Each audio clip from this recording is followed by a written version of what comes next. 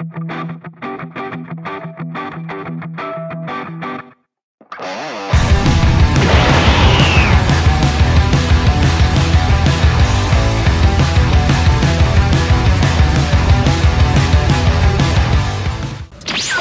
yun, what's up YouTube? What's up sa inyo guys? So yun, bumunot tayo guys sa Tiago. So as usual dito, bawal bidyan yung pagbunot. So bumunot tayo guys ng dalawa. So ito yung mga nakuha natin, no?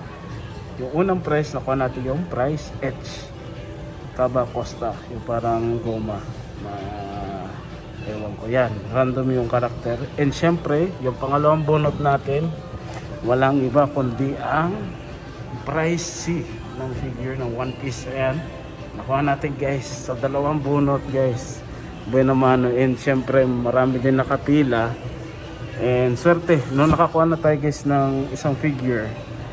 So mga hindi na nagsibunot kasi dalawang bunot nakuha agad natin yung figure. And papakita ko sa inyo yung picture na katibayan nakuha natin sa dalawang bunot yung isang figure na ito. So yun, so i-unboxing natin to guys. Ayan siya, yan.